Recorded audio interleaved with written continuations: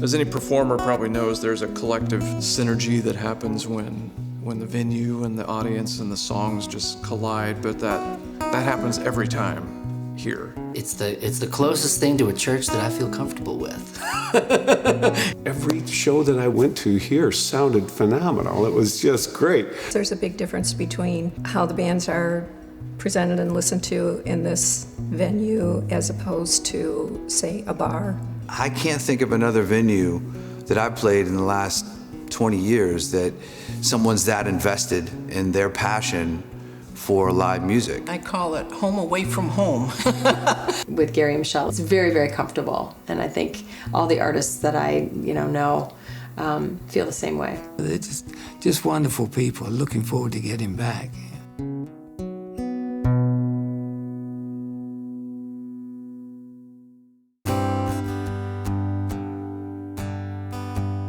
We actually bought the building with no intent to ever do anything but just live here. We bought the building in December of 2001, tried to get the building rezoned from commercial to residential. We were unsuccessful, and so we created just a great room downstairs. We had a ping pong table and a pool table. So that was for about 8 years until I lost my corporate job. So we decided, well, what can we do downstairs? And so we said, well, it would make a nice, small, very intimate wedding reception business. Then we were actually denied our liquor license, and it was an error made by the state. But we had to get an attorney, and after months, we won. But we found ourselves tens of thousands of dollars in debt, and we had lost an entire year of the event business because people don't come in and say, I'll use your place next week. They come in and say, I'd like to use your place next year. So we found ourselves we had a wedding venue with no bookings for until maybe 10 months out. But we had a liquor license. So we said, well, what can we do? What can we do to sell a few drinks? And I said, well, we know the place is magical for music. Let's do a concert. And if it goes well, maybe we can do a couple a year. And honestly, I had no idea how to book anyone. And so we sat down and did a wish list. Everybody on the list has been here now. But I had this group of people, Alice was on there, and I sent out an email. And the very first email from Michelle at 7stepsup.com said, we have this idea for a concert. We haven't done a concert yet. We'd like to book your artist, Alice Peacock. Yeah, it was just something, it was very grassroots. They had a dream and they just really wanted to build something, and they kind of put it all out on the line there and asked if I would come play. It felt very easy because she was just so easy to work with, and she holds that very special place in our heart. You always remember your first, right? And after that first show, we were hooked. Yeah, addicted is a better word. What was special about their place is there's several listening rooms where they ask people to be quiet, where you can hear a pin drop. And they really wanted to make the music the focus. We've all played shows where people, oh yeah, thanks, good job. And they turn around back to their conversation. But here, a true listening room is a whole different kind of energy. They have a sign on the doors down there, world off, music on, and they are so right. I do like the listening room part of it. I wasn't really familiar with them until I came here, and really surprised that you can see such good artists so close up. It feels a little, almost like a sanctuary, I guess it's a Masonic temple, or was. And so that there's kind of a story in the walls a little bit, which I think attributes to the feeling that people get when they come to watch people perform. You stand by while I fall all to pieces, man, that's just how you are. Heartache's just your thing, I guess. And I tried to mend what makes you happy, and I tried to bend what makes you break. Ain't you tired of all that pain in your chest? Ah, heartache's just your thing. guess. Oh yeah, heartache's just your thing, I guess.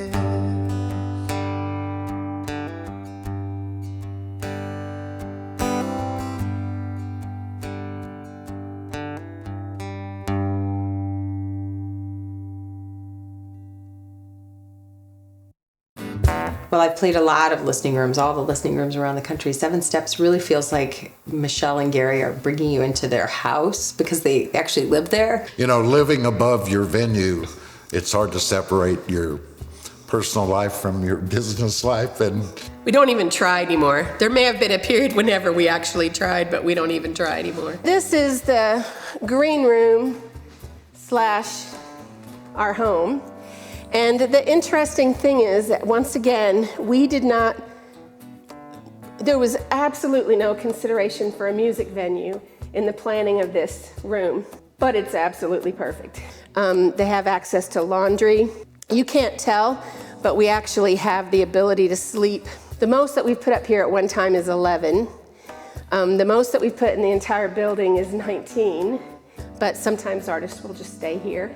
Then we can have dinner after the show. It's super special. I can't really tell you too much about the dinners. It's a slippery slope. But it's also a joy for traveling musicians to get a home-cooked meal. The bonus, of course, is having Michelle cooking a great meal either before or after the show and drinking some good wine and just having a good time with these guys. To be in this family and experience an incredible moment downstairs and then come upstairs and spend another 2 or 3 hours and sharing wine with some of my heroes, my icons, has been incredible. I just have this massive list in my head of people I never thought I could say, can I get you more wine? Michelle and Gary are so passionate about music, but they're also really passionate about artists, and I feel like all of the artists that have come and played their series have become dear friends. They've put up with me a lot. Like I have brought my pig to this venue. I had a pet pig, and we did a children's concert together. They've put up with a lot of my shenanigans. This board is here, and artists write us notes. We didn't even know for a long time it was just here. And I didn't want to clean it off because it has some beautiful things. As a performer, what I love that exchange of energy. You know, I'm putting it out there and they send something back, and then I put it out there and they send something back. And so it really is a great conversation. And they set up 7 steps with intention, and it definitely feels like that. Part of you feels like I need to come here, not just for the music, but it just feels good to my soul to be here. I signed up as an opening act for a tour, a fellow named Brendan James. The band couldn't make it, and it was just me, and I could not have been more nervous getting ready. And it was such a great experience meeting Michelle and Gary and kind of catching the vibe of this venue and just feeling so welcome and comfortable. And I'll always remember that show. The audience was wonderful and supportive. Michelle made us dinner. And I just have had a warm spot in my heart for 7 Steps Up ever since. There's a hall with 7 steps to a stream. I don't want to wake up from this dream. Today's gonna be a lazy day. Today's gonna be a lazy day.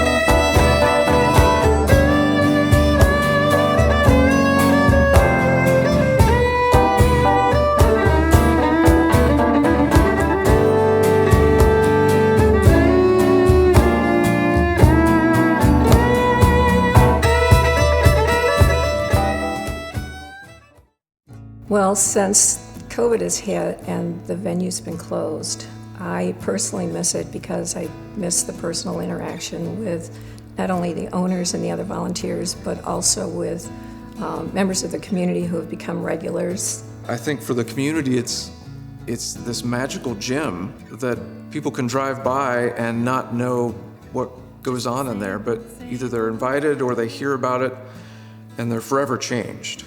You know, you come in and give hugs to everybody, and it's like, I haven't seen you in a while, or if somebody's not here, you call them and go, dude, you missed the best concert last night. When I was doing my regular road thing, I was gone almost all the time. But my wife, my daughter, my son could all come here, and it was a good environment, them to stay involved in the music scene. So yeah, it's a really good thing for a community as well. I wanted to offer something back, so I approached Michelle one night and said, you know, I really appreciate the fact that you're here doing all this. If there's anything I can do to help out.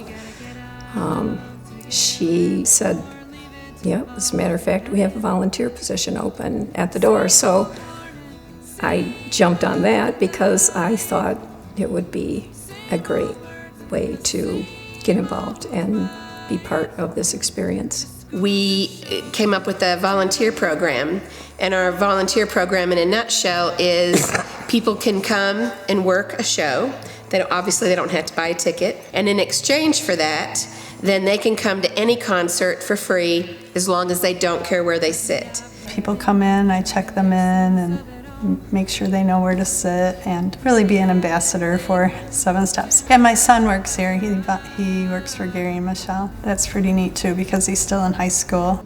Kind of just working, setting up chairs, tables, you know, kind of getting the place ready for shows, you know, set up the stage, kind of get everything, move it from the downstairs to the upstairs. A fairly hilarious story. I'll spare you the graphic details of when was a sewer issue downstairs. A tree root encroached, shall we say, on one of the pipes. And it was kind of a year-end big concert, multiple bands, it was packed.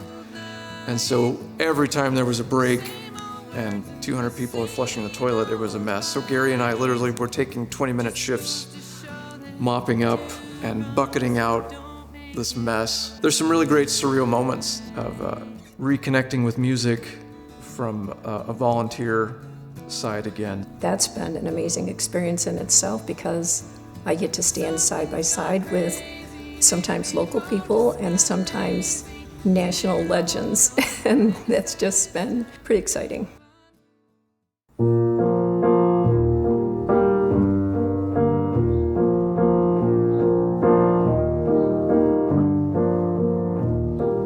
Last night the tears were more than just fear. The news hit way too close to home. Talking to friends about when this will end. The truth is that none of us know. Feel paralyzed, been staying inside, keeping the wick of hope lit till further notice. Till further notice. It was December 10th, 2011, and I had just been nominated for a Grammy Award, and so it was a few months before the Grammys, and I showed up in Spring Lake. It was the first time I saw a Grammy nominated on a marquee, so I remember texting a picture of it to my mother, and that's when I met Michelle outside on the front steps. Seth Glier was one of the first ones we had dinner with, I think. We just connected. So we've gone to other venues to see him. We've traveled to see him. We actually hired him to sing at our wedding, and then he invited us to his wedding. And Yeah, we actually did a Christmas party at his house last year. So Seeing a hero play for 2 hours downstage, and then we're sharing a meal together has just been incredible. It's just takes you away and lets you escape into the music world. You know, Michelle gets behind the board, she makes sure the sound is correct, she knows the artist's music. She's just a dynamo, you know, she's doing everything. A venue like Seven Steps Up is bringing nourishment into a community in every possible way. And it's places like that that they make this country good. It's the essence of really the best version of ourselves.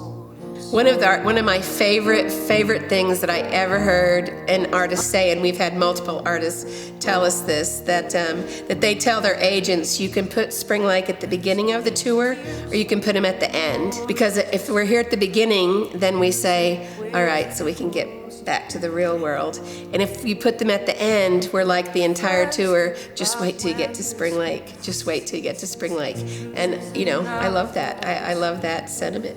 They really know how to take care of people. If you like art, if you like what a song can do to your interior structure, please go to 7 Steps Up. It will change your what you think a live performance can be.